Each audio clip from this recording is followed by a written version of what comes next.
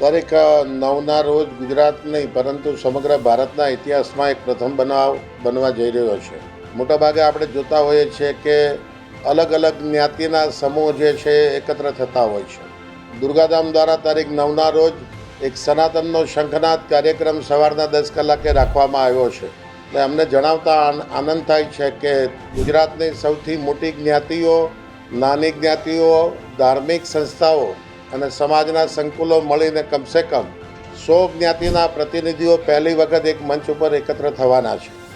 આ ગુજરાત માટે નહીં પણ ભારત માટે પણ સનાતન માટેનો એક નવો રસ્તો તૈયાર કરશે કે સનાતન ધર્મની વાત જે છે એ વાત કરવા માટે તમામ જ્ઞાતિ અને જ્ઞાતિના મંડળો અને સંગઠનો એક સાથે બેસીને ચર્ચા કરવી જોઈએ. સનાતનના શંખનાદ કાર્યક્રમની અંદર મુખ્ય વિષય જે છે એ મુખ્ય વિષય એવો છે કે સધર્મી લગ્ન કાનૂનની વ્યવસ્થા કરવી જોઈએ. જ્યારે ભારત દેશની અંદર એક દેશ એક ટેક્સ, એક દેશ એક ઇલેક્શન, આ તમામ મોરચાની અંદર કાર્ય થઈ રહ્યું છે, ત્યારે એક દેશ એક લગ્ન કાનૂન પણ બનાવવો અત્યંત જરૂરી છે. આપણે સૌ જાણીએ છીએ કે ભારતની અંદર અત્યારે 5 પ્રકારના જુદા જુદા લગ્ન વિષયકના કાનૂનો ચાલે છે અને એ કાનૂનના સહારે સધર્મી અને વિધર્મી વચ્ચેની લડાઈઓ જે છે એ નિરંતર ચાલતી હોય છે. દુર્ગાધામ દ્વારા અમારો એક પ્રયત્ન એવો છે કે જો સધર્મી લગ્ન કાનૂન બનાવવામાં આવે તો દીકરીઓને ફોસલાવી પટાવી અને જે વિધર્મીઓ આક્રમણ કરી રહ્યા છે એ આક્રમણ પણ રોકાશે. દુર્ગાધામ દ્વારા એ 100 જ્ઞાતિના આગેવાનોએ દિવસે ઠરાવ પાસ કરી અને સરકારને પ્રસ્તુત કરવાના કે દીકરીની ઉંમર જે છે એ 18ની જગ્યાએ જો 21 વર્ષ કરવામાં આવે તો એનું પૂર્ણ મેચ્યોરિટી લગ્ન માટેની બની જાય. કારણ કે એક અંદાજ અને એક સર્વે મુજબ વિધર્મી સાથે પ્રેમમાં પડતી દીકરીઓ જે છે એની ઉંમર જે છે 21 વર્ષથી વધારે નીચે હોય એવા કિસ્સાઓ ગુજરાતની અંદર 80%થી વધારે છે. જે મુખ્ય જ્ઞાતિઓની સાથે જે અમારા સંવાદો થયા છે એ મુજબ વિધર્મી સાથે લગ્ન માટે થઈને સૌથી મોટી અગર કોઈ જવાબદાર વસ્તુ હોય તો એ ઉંમર છે. અમે સરકારને એ દિવસે માગણી મૂકવાના છીએ કે 18ના બદલે જો 21 વર્ષની ઉંમર કરવામાં આવે દીકરીના લગ્ન માટે. અને આજે વિશ્વભરની અંદર મહિલા સશક્તિકરણના કાર્યક્રમો ચાલે છે. પુરુષ સમવળી સ્ત્રી બનાવવા માટેના એજન્ડાઓ જે છે એ અલગ અલગ સંસ્થાઓ અને સરકારો ચલાવતી હોય છે.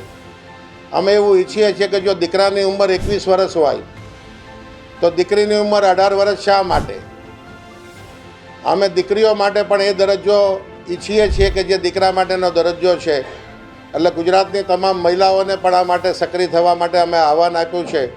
દરેક જ્ઞાતિ સંગઠનો, રાજનૈતિક પાર્ટીઓની અંદર 182 ધારાસભ્ય ગુજરાત વિધાનસભાની અંદર એ ગુજરાતના 182 ધારાસભ્યને અમે પત્ર લખવાના છીએ કે આ મુદ્દાની અંદર વિધાનસભામાં ચર્ચા કાર્ય કરશો.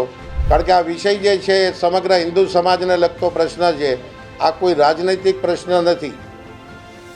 ધર્મ, શાસ્ત્ર, ઉપનિષદ, વેદ અને પુરાણની અંદર જે વ્યવસ્થા બતાવવામાં આવી છે એ વ્યવસ્થા પ્રમાણે આંતરજાતિ લગ્ન જે છે એને પણ કોઈ પણ પ્રકારની માન્યતાઓ મળી નથી. અને એટલા માટે અમે 100 જ્ઞાતિના આગેવાનો એકત્ર કરી રહ્યા છીએ કે આંતરજાતિ લગ્ન જે છે એના માટે તેને જ્ઞાતિ સંસ્કાર કેન્દ્ર આપણે ખોલવા જોઈએ.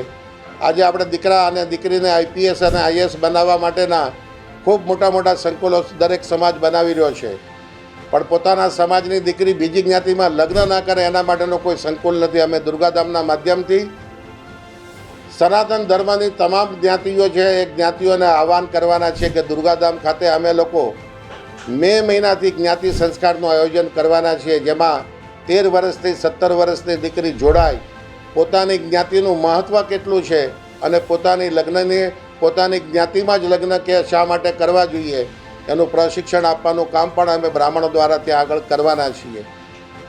દુર્ગાધામ એ દિવસે સરકારની પાસે એવી માગણી પણ મૂકવાની છે કે સામાન્ય રીતે આપણે વાહન જે છે એ વાહનને કોઈ પણ વાહન જે છે એને ચેક કરવું હોય તો આજે આપણી પાસે ટેકનોલોજી છે.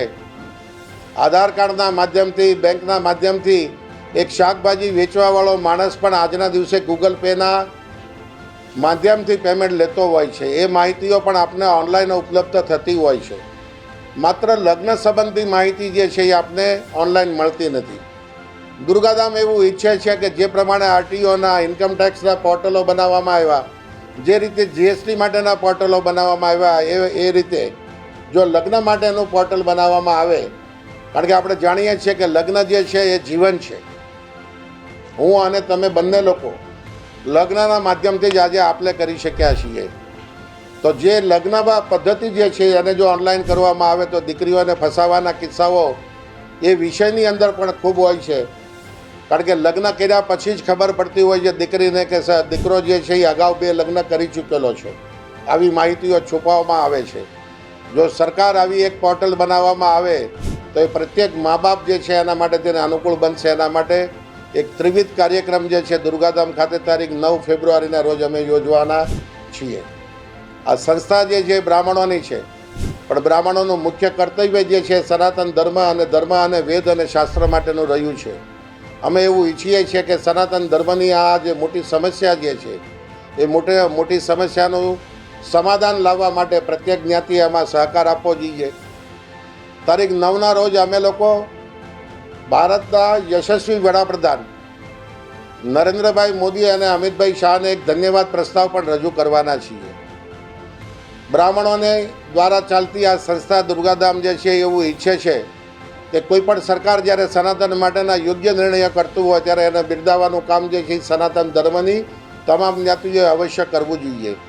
આપણે ક્યારેય પણ એવો વિચાર નહીં કરેલો કે રામ મંદિરનું નિર્માણ થશે.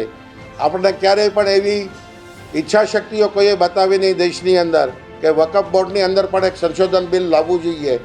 ક્યારેય પણ કોઈને અંદાજ પણ નહોતો કે 370મી કલમ હટી જશે. જ્યારે સરકારે આવા સાહસિક પગલાઓ લીધા છે ત્યારે સનાતન ધર્મનું એક કર્તવ્ય છે કે જ્યારે 100 જ્ઞાતિના આગેવાનો ભેગા થઈ રહ્યા છે ત્યારે માનનીય વડાપ્રધાનશ્રી અને માનનીય ગૃહમંત્રી જે ગુજરાતનું પણ ગૌરવ છે, રાષ્ટ્રનું પણ ગૌરવ છે અને વિશ્વનું પણ ગૌરવ છે. અને ધન્યવાદ પ્રસ્તાવ પણ અમે આપવાના છીએ અને સાથે સાથે વિનંતી પણ કરવામાં લાગવાના છીએ કે જો 370મી હટી છે, રામ મંદિર બન્યું છે, વકફ બોર્ડની અંદર સંશોધન થયું છે, તો લગ્ન કાનૂનમાં પણ સંશોધન કરવું જરૂરી છે. આજે ગુજરાત સરકાર જે છેલ્લા 2 દિવસથી યુસીસીના માધ્યમથી આખા રાજ્યની અંદર મંતવ્યો માગી રહી છે, ત્યારે ગુજરાત સરકારને પણ અમે વિનંતી કરીએ છીએ કે ગુજરાત લગ્ન પોર્ટલ બનાવવા માટેનું પ્રથમ રાજ્ય બને અને ગુજરાત સરકાર ઝડપથી જાહેરાત કરે કે અમે લગ્ન પોર્ટલ બનાવીશું અને ગુજરાતની અંદર લગ્ન સંબંધી જે ચીટિંગ થાય છે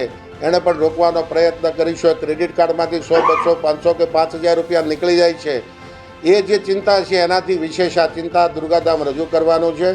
તારીખ 9 ફેબ્રુઆરીના રોજ સનાતન ધર્મની તમામ જ્ઞાતિને પ્રેસ મીડિયાના માધ્યમથી અમે પધારવા માટે નિમંત્રણ પણ આપી રહ્યા છીએ.